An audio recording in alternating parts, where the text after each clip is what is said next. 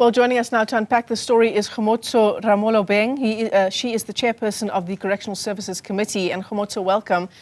You sat through that briefing by the Department of Correctional Services to the Portfolio Committee this morning. I mean, we can't ignore the irony that there was an escape in the midst of that briefing taking place, just as Correctional Services was talking about its action plan. Good afternoon to you and the viewers at home. We were not aware that there is an escape, and the department did not make the Portfolio Committee aware that there is an escape in Pollsmoor.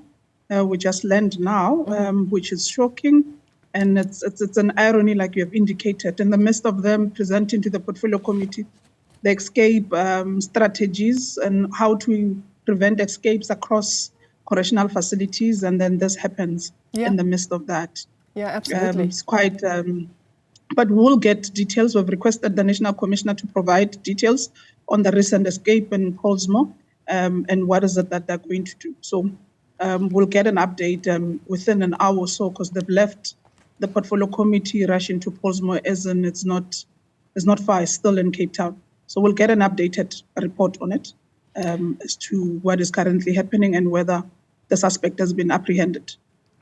Is that briefing to the Portfolio Committee finished? Has Correctional Services completed its presentation to the Portfolio Committee?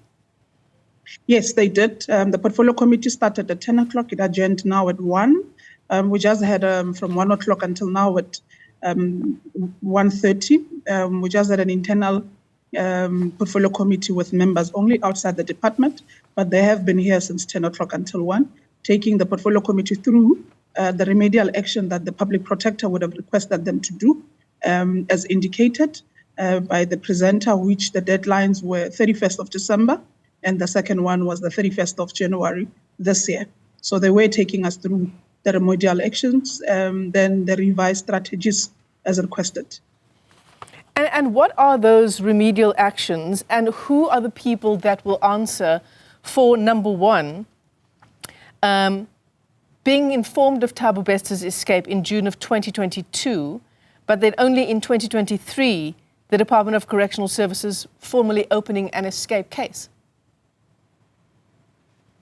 Look, one of the things that the public protector has flagged was that issue, the undue delay in reporting the Thabo Bester as missing or escape.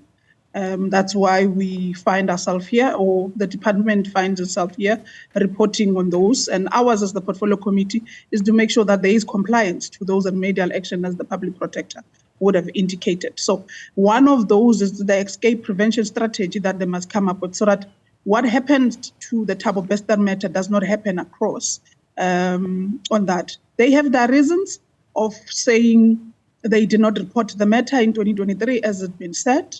And they're still sticking to that story, but they would have made a presentation to the public protector. And outside that, the public protector still feels that it is an undue delay by the department, hence start remedial action. And outside that, those who were in the control room in Mangaung reporting directly to the department, there were consequence management that was due to them. And we've learned as a department that 2 of those have been dismissed by the department to failure to report, and also being part of that controversy of the escape. So one of those, the public protector would have said there was consequence management, so it will not impede on that. But she would like a revised strategy on the prevention, on the escape prevention strategy, including the issue of whistleblowers. Hence, the department was before us today.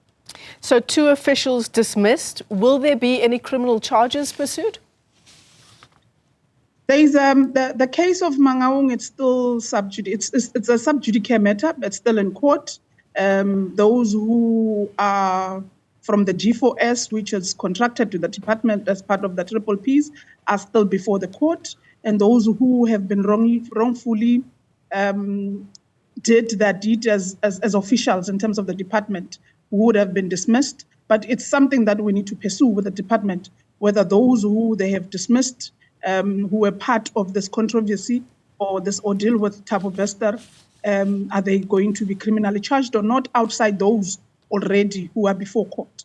So it's another matter that we can seek from the department, But today it was not about that. It was to speak on the policies and the strategies that they're going to put across all facilities in preventing crime and also in protecting those who are whistleblowers. And was the committee satisfied, Chair?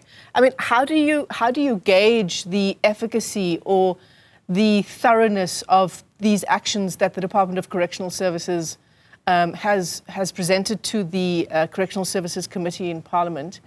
And I suppose, you know, the Pollsmoor escape sort of muddies the waters somewhat.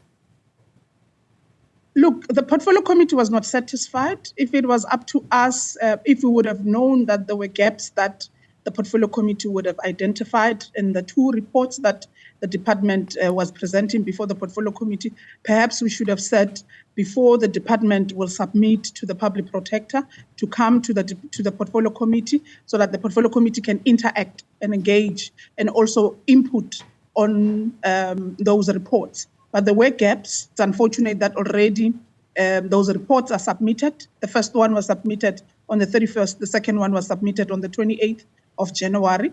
But there were gaps. But what we have encouraged is that on those gaps, they must work on them to intensify their work in the department. It might have not been submitted to the Public Protector, but that does not stop them in making sure that they revise the strategies that they currently have or the policies they have in making sure that they are able to be efficiently work in trying to combat any escapes. So the Portfolio Committee was not entirely happy with what they have presented, but they did acknowledge their compliance with the Public Protector and also appearing before the Portfolio Committee in presenting the revised strategies that the department had on the escape prevention strategy and also on issues of whistleblowers. So we did also encourage them to interact with the Department of Justice on an issue of whistleblowers so that they are not found wanting on the other side, because there is that program in the Department of Justice. You're talking about whistleblowers in the context of the Correctional Services Department and prison escapes in particular? Yes. Remember, on this issue of the Thabo Bester, there were whistleblowers in this incident. There are those inmates who came forward to JICS to indicate that it's not the said person who was perceived to be Thabo Bester who died was not Thabo Bester. Thabo Bester has escaped. So one of those, there were whistleblowers from inmates who came before. So I see. This was to make sure that those who come with such information need to be protected so that they don't get to be victimized. And some of those whistleblowers in the case of Thabo Bester were victimized a bit by officials who were part of this cohort of Thabo Bester. So some of them had to be shifted and so forth. So part of the Public Protector was to speak on that aspect so that those who come forward with information required to be guaranteed of their safety.